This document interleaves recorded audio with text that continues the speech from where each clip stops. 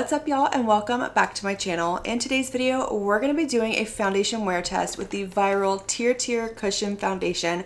I have seen this all over TikTok and Instagram mostly. I have seen it floating around on YouTube, but not quite as much. But I picked it up. I wanted to try it out. I did get it off of Amazon, so I will link it down below. So if you're curious, you can find it there. You can also just type it in the search bar and it pops right up. But this is supposed to have a 72-hour wear time. It's supposed to be hydrating, suitable for all skin types, full coverage while also remaining lightweight. So it's supposed to cover any imperfections, redness, blemishes, all those things, which is perfect because I do have some redness and I do have a little bit of something going on my chin. I will explain that to y'all in just a little bit. But this foundation retails for $25. It does come in 20 different shades. It is not a fantastic shade range. This is a K-beauty brand, so I don't really expect it to go too dark, but I know that when this was first released, it came in 9 different shades and they recently expanded it to 20. So maybe they're still working on some darker shades. Maybe there will be some in the future, but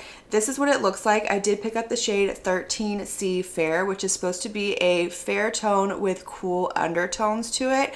I'm hoping it's my right shade. I have not swatched it, anything like that, but this is our egg-shaped component right here. Open it up and we do get a mirror in here. We get this applicator that we're going to use, and then the foundation is under here. Now, it has been a really long time since I have used a cushion foundation. The last one I used I think was in high school, and I wasn't the biggest fan of it, so I've kind of stayed away from them. But when I saw this floating around, I saw the results, I had to try it. So that's what we're going to do today. We're going to give it a solid 10 hours, see how it wears, how it covers, how it feels, all of that on my 38 normal skin. I also, to let you know, I live in a very hot, humid climate as well. I'm down here in Houston, Texas, and I usually prefer a light to medium coverage foundation just because full just kind of gets cakey, and I feel like it's just not as flattering on my skin anymore as I used to think it was.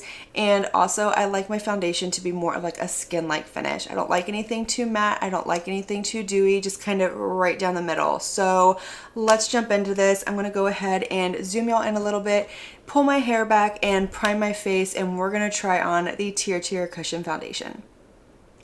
Alright, so we're zoomed in, hair's out of the face. I did go ahead and prime already. I just went in with my Milk Makeup Hydra Grip Primer, my absolute favorite of all time. It is hanging on by a little thread up there. There's not a whole lot left, but let's go ahead and put on this foundation. So, the texture down here on my face, it's a lot better than what it was. On Saturday, we went to a water park, and when we got there, I realized I had forgotten our sunscreen. So whenever I pack my bag, I usually, I'm trying to get this open. I usually have like a big bag that has all of our towels in it, and then I have a smaller bag that has our sunscreen in it. So this is the shade right here, 13C Fair. We're just going to go in for it. We're not even going to swatch it or anything. But anyways, I forgot to put it in the bag. I got home, it was sitting on my bed. I don't know what happened. But anyways, I needed sunscreen. I'm big on sunscreen. I burn very, very easily. So I went into their little gift shop thing, and of course, you know, everything is extremely overpriced. Holy cow, that coverage, that shade match, wow. But I just purchased some regular sunscreen. I think it was Sunbum or something like that, and use that all day. I figured, oh, it'll be fine. It's better than getting burnt. And truly it is, because if I had gotten burnt, it would hurt. My skin would peel. I wouldn't be able to put any makeup or skincare or anything on my face. So this alternative is actually fine. But this is the result of using a chemical sunscreen for a day.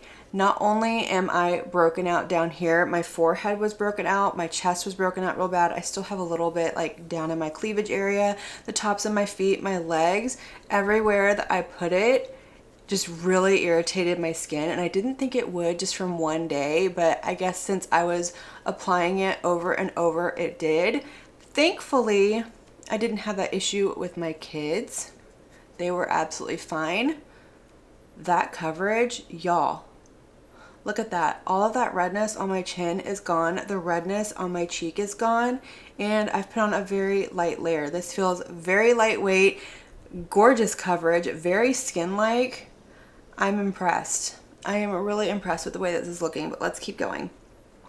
So that right there is exactly why I don't do chemical sunscreens. I absolutely don't. And I didn't realize that that was the reason until I guess it was about 1.5 to 2 years ago. My dermatologist actually told me about it. I was at her office and she was asking me, if I was wearing sunscreen every day and whatever. And I told her, I was like, look, I try really hard to wear sunscreen when I go out in the sun, but as far as wearing it like every day, I just can't do it. It irritates my skin. It breaks me out. And she was the one who told me to try a mineral sunscreen. She was like, there's ingredients in chemical sunscreens that people have a sensitivity to. The main one being octinoxate, I think is how you say it. And it's a common allergy apparently.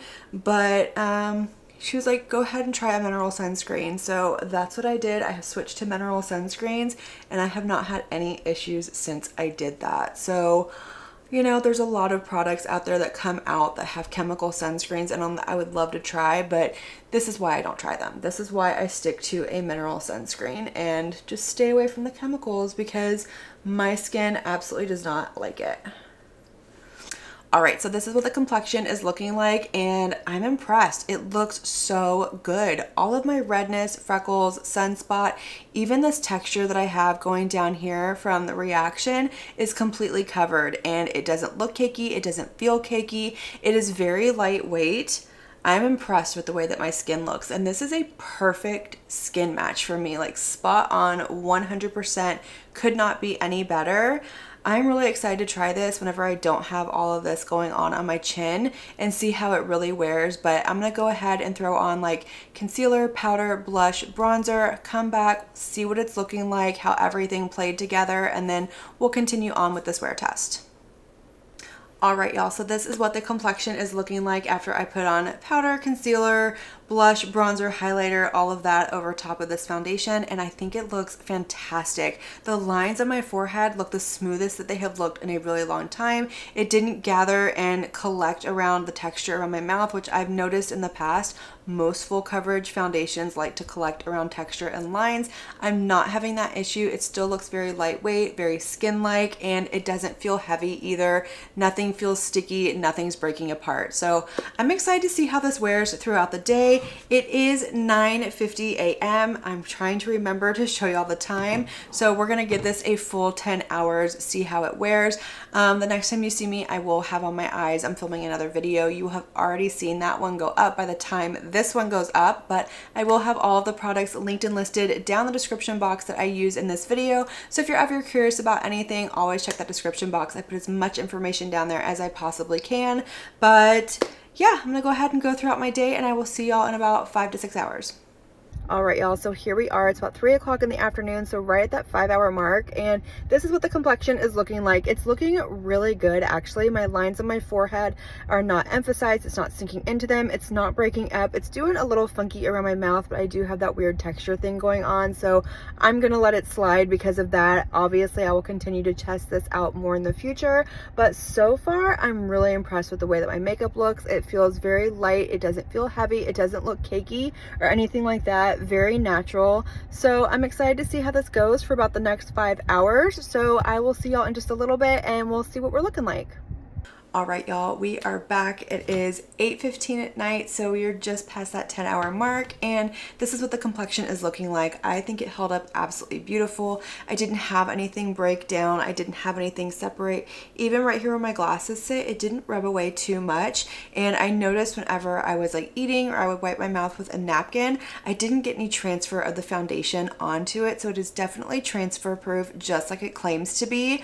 I did show y'all in my first check-in video that it kind of was like breaking down and acting funny like right around here, but like I said, I'm not sure if that's due to the texture that's around my mouth that I don't normally have or if it is actually the foundation. So I'm gonna give it a pass. I will continue to try this foundation and give you my actual like final thoughts in a future speed reviews video. I want to try it with some other products, some cream products, things like that, different setting sprays, and really put this foundation to the test. But based off of this 10-hour wear test today and my first impression, foundation. I absolutely love this. I think it is so flattering, so beautiful. I don't feel dry, I don't feel oily, I don't feel cakey, heavy, anything like that. I think it just wore really well, and I'm excited to have this foundation. I'm excited to keep testing it out. I think the packaging is super cute. I love that you get a mirror in here. This little applicator is really nice as well, and also this is refillable, so you can just pop this out whenever it's empty